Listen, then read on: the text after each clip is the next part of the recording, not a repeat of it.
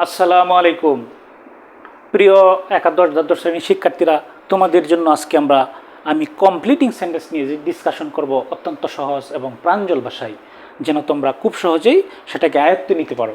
চলো, completing sentence শেখার আগে কমপ্লিটিং সেন্টেন্সটা কী সেটা বুঝতে হবে। কমপ্লিটিং সেন্টেন্সটা হচ্ছে এক দুটা ওয়ার্ড, এক দুটা প্রেজ, অথবা কখনো একটা ক্লোজ দেওয়া থাকবে, কিন্তু সেটা মিনিংলেস থাকবে। আরও কিছু ওয়ার্ড, এক বা একাধিক ওয়ার্ড, কখনো সময় একটা ক্লোজ যোগ করে সেটাকে কমপ্লিট মিনিংফুল করতে হবে। চলো এবার আমরা ডিসকাশনে যাই। প্রথমে আমরা দেখব it is high time. We, it is high time, এরপরে উই অর্থাৎ সাবজেক্ট রয়েছে। Subject, it is high time অর্থ হচ্ছে এটা উপযুক্ত সময়, এটা যথেষ্ট যথার্থ সময়। ইট ইজ হাই টাইম, এটা উপযুক্ত সময়। এরপর সাবজেক্ট আছে, উপযুক্ত সময়, এরপর সাবজেক্ট রয়েছে উই। তখন আমাদের কি করতে হবে? সাবজেক্টের পর যে কোনো একটা ভার্বের পাস্ট ফর্ম ভার্ব টু বসাতে হবে প্লাস অবজেক্ট, তাহলে এটা কমপ্লিট হয়ে যাবে। তাহলে আমরা কি করব? It is high time we, যে কোনো একটা ভার্বের পাস্ট ফর্ম বসাবো, এরপরে অবজেক্ট যদি প্রয়োজন হয় দিব, ভার্বের সাথে প্রয়োজন হয় দিব, অনেক সময় না দিলেও হবে। It is high time we learn, এটা আমাদের উপযুক্ত সময় লার্ন শিক্ষা করার। কি শিক্ষা করার? ইংলিশ, অ্যারাবিক, পোয়েম, যে কোনো একটা অবজেক্ট, পোয়েম। তাহলে আমরা কি দেখলাম? It is time, it is high time, এটার অর্থ হচ্ছে উপযুক্ত সময়। It is time, it is high টাইমের পর যদি সাবজেক্ট থাকে, এরপর একটি ভার্বের পাস্ট ফর্ম দিয়ে এরপর অবজেক্ট দিতে হয়, তাহলে এটা কমপ্লিট হয়ে যাবে। এবার আমরা it is time, it is high টাইমের আরেকটা নিয়ম নিয়ে কথা বলবো। It is high time to, এই সেন্টেন্সটাতে কি আছে? It is time, it is high টাইমের উপর টু রয়েছে। তখন আমরা টু এর পর যে কোনো একটি ভার্বের প্রেজেন্ট ফর্ম বসাবো এবং এরপরে অবজেক্ট বসাবো। ইট ইজ হাই টাইম, এটা উপযুক্ত সময় টু করতে, কি করতে? টু রিড, পড়তে ইংলিশ, অথবা টু ইট, খেতে, কি খেতে? Rice. Okay, it is high time to learn, পড়ার উপযুক্ত সময়, কি পড়ার? ইংলিশ। হয়ে গেল। ইট ইজ হাই টাইমটা আরও একভাবে থাকতে পারে। অনেক সময় শুধু ইট ইজ হাই টাইম, শুধু ইট ইজ টাইম এভাবে থাকতে পারে। তখন আমরা ইট ইজ হাই টাইম অথবা ইট ইজ টাইমের পর সাবজেক্ট বসে ভার্বের পাস্ট ফর্ম বসাবো, অথবা টু বসিয়ে to plus verb one plus object বসাবো, অথবা or subject plus verb to plus object. একটা উদাহরণ লিখি। ইট ইজ হাই টাইম এ পর্যন্ত দেওয়া আছে, তখন আমরা কী করবো? টু বসাবো। টু গো, যাওয়ার, যাওয়ার, কোথায় যাব? To school, to college,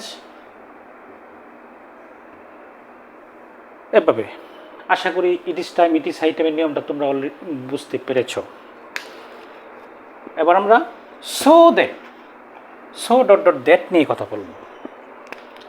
so that অথবা ইন অর্ডার দ্যাট, এর অর্থ হচ্ছে যাতে, যেন। এর স্ট্রাকচারটা হবে সো দ্যাট অথবা সো ডট ডট দ্যাট থাকলে এরপর সাবজেক্ট প্লাস ক্যান অথবা could plus verb one plus object. এই বিষয়টা মনে রাখতে হবে। প্রথমে সো দ্যাট যদি থাকে এর অর্থ হচ্ছে যেন, যাতে। এরপর সো দ্যাটের পর অথবা ইন অর্ডার দ্যাটের পর সাবজেক্ট বসাতে হবে, এরপর ক্যান অথবা কুড। আগের অংশটি প্রেজেন্ট টেন্স হলে ক্যান, আগের অংশটি পাস্ট ফর্ম হলে কুড প্লাস ভার্ব ওয়ান, সবসময় ভার্ব ওয়ান প্লাস অবজেক্ট। আমরা উদাহরণ হিসাবে বলতে পারি, we go to school, so that, so that যুক্ত আমরা স্কুলে যাই যাতে, আমরা স্কুলে যাই যেন, যেন আমরা কি করতে পারি ওই অংশটা লিখবো।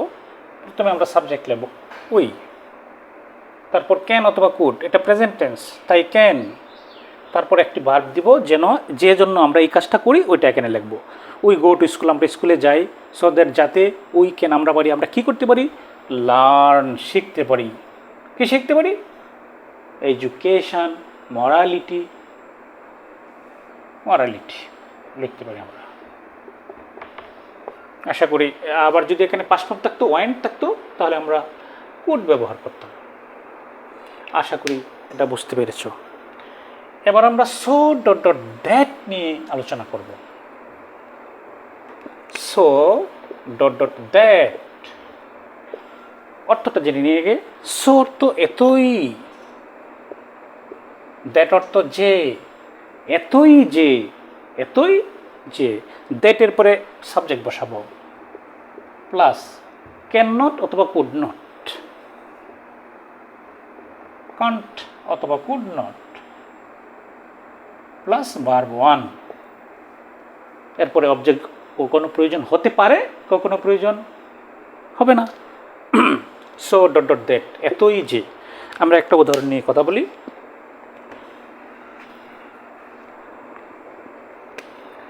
The boy was so ill that, ছেলেটি ছিল সো এতই, ইল এটা অ্যাডজেক্টিভ থাকবে এখানে, সো এরপর ছেলেটি এতই অসুস্থ ছিল যে সে কোনো একটা কাজ করতে পারেনি। ছেলেটি এত অসুস্থ ছিল যে, প্রথমে আমরা সাবজেক্ট দিব হি, তারপর ওয়াজ আছে তাই কুড নট দিব, অর্থাৎ পাস্ট টেন্স আছে তাই কুড নট। কুড নট, ছেলেটি এতই অসুস্থ ছিল যে সে করতে পারেনি। কি করতে পারেনি, could not come to school, could not do the work, একটা verb, could not verb one, do the work. আশা করি তোমরা বুঝতে পেরেছ। কিন্তু সেন্টেন্সের স্ট্রাকচারটা অনেক সময় এভাবেও থাকতে পারে। The question was so difficult that, প্রশ্নটি এতই কঠিন ছিল যে, তখন সাবজেক্ট হিসাবে একটি ব্যক্তিবাচক সাবজেক্ট ব্যবহার করতে হবে। বস্তুবাচক দিয়েও করা যায়, ইফ দিয়েও করা যাবে, কিন্তু এটা একটু ডিফিকাল্ট হবে। The question was so difficult that, প্রশ্নটি এতই কঠিন ছিল যে আমরা সেটি সলভ করতে পারিনি, অথবা ছাত্ররা সেটি সমাধান করতে পারিনি। প্রথমে সাবজেক্ট হিসেবে উই, অথবা দ্য স্টুডেন্টস, অথবা হি, এভাবে দিতে হবে উই।